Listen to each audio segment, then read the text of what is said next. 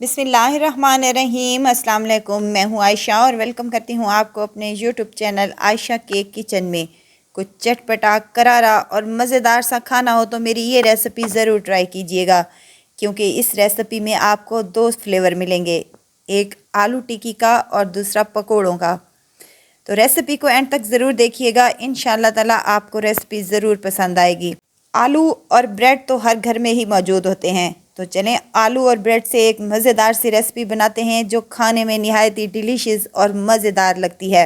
तो देर किस बात की, रेसिपी को स्टार्ट कर लेते हैं। यहाँ पर मेरे पास बॉयल्ड आलू हैं जिन्हें मैंने बॉयल करके मैश कर लिया है। मिसाले शामिल करने लगी हूँ। नमक हाफ़ टी स्पून, पिसी हुई लाल मिर्च है हाफ़ टी स्पून, ये शामिल कर दें। यहाँ चाट मसाला है मेरे पास हाफ़ टी स्पून और खुश्क धनिया है हाफ़ टी स्पून। सफ़ेद ज़ीरा शामिल करने लगी हूँ, ये साबित ही शामिल कर लें, इससे निहायत ही अच्छा टेस्ट आता है।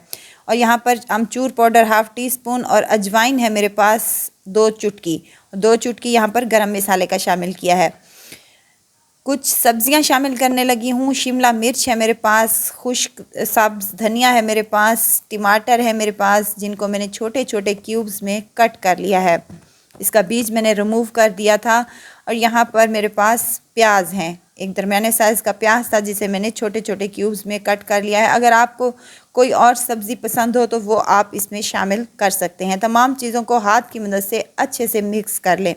और यहाँ नमक और मिर्च आप अपने हिसाब के मुताबिक कम या ज़्यादा कर सकते हैं।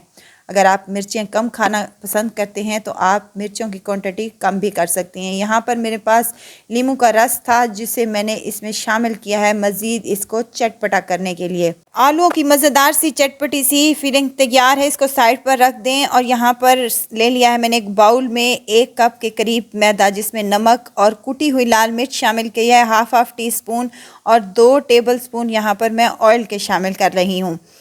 ये इसकी कोटिंग हम तैयार कर रहे हैं ताकि कोटिंग फीकी ना रहे, इसलिए इसमें मिसाले शामिल किए हैं। तमाम चीज़ों को अच्छे से मिक्स कर लें और थोड़ा थोड़ा पानी करके डालते जाएं और इसका एक स्मूथ सा पेस्ट तैयार कर लें, ना ही ज़्यादा गाढ़ा हो और ना ही ज़्यादा पतला हो। और ऑयल शामिल करने का मकसद ये है कि इसकी कोटिंग जो है क्रिस्पी और क्रंची बनेगी। यहाँ पर मेरे पास बेकिंग पाउडर है जिससे हम केक वगैरह बेक करते हैं, ये वो वाला बेकिंग पाउडर है। 2 चुटकी के करीब ये इसमें शामिल कर दें और अच्छे से मिक्स करके इसको भी साइड पर रख दें। ये देखें इसकी थिकनेस ऐसी होनी चाहिए। अब यहाँ पर 2 से 3 ब्रेड या जितनी भी आपको ब्रेड रिक्वायरमेंट हो, जितने आप स्नैक्स बनाना चाहते हैं उतनी आप ब्रेड ले सकते हैं। ये ब्रेड जो है आम ब्रेड है जिसको हम रोज़मर्रा में यूज़ करते हैं। आप एक कुकी कटर ले लें, जो नहीं है तो आप यहाँ पर गिलास का भी यूज़ कर सकते हैं, इससे मज़ेदार से हमारी कटिंग हो जाएगी। यहाँ मैंने राउंड शेप में तमाम ब्रेड्स के स्लाइसेस को कट कर लिया है। अब एक प्याज लिया है और उसके लच्छे बना लिए हैं, ज़्यादा मोटे नहीं होने चाहिए वो।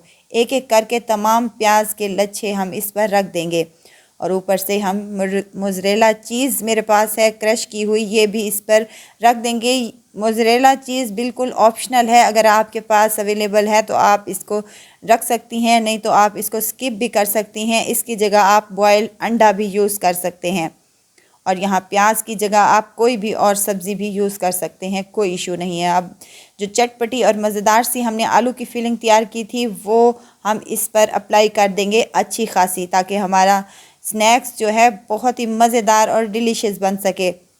तमाम ब्रेड के स्लाइसेस पर मैंने आलू की कोटिंग कर दी है। अब यहाँ पर जो हमने बेसन की कोटिंग बना कर रखी थी उसमें डिप करते जाएंगे और एक एक करके इसको हम ऑयल में शामिल करते जाएंगे।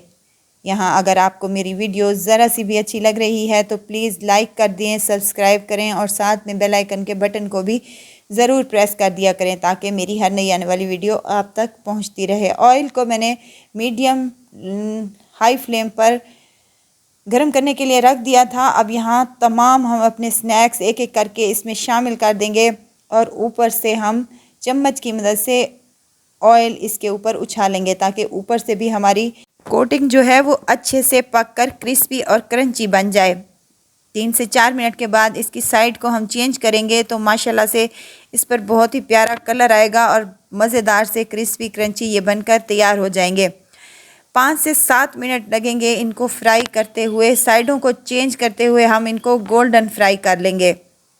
मीडियम हाई फ्लेम पर इनको हमने फ्राई करना है, लो फ्लेम पर इनको फ्राई नहीं करना।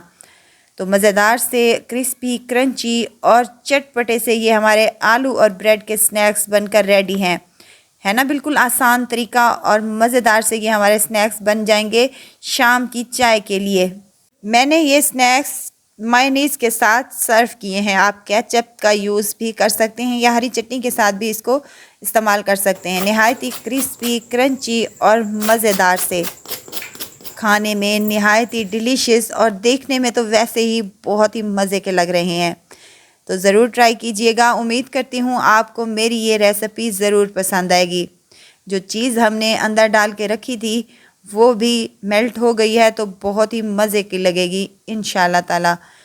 रेसिपी पसंद आए तो प्लीज़ मेरे चैनल को लाइक कर दीजिए और आयशा के किचन को सब्सक्राइब भी कर दीजिए। आपका बहुत बहुत शुक्रिया।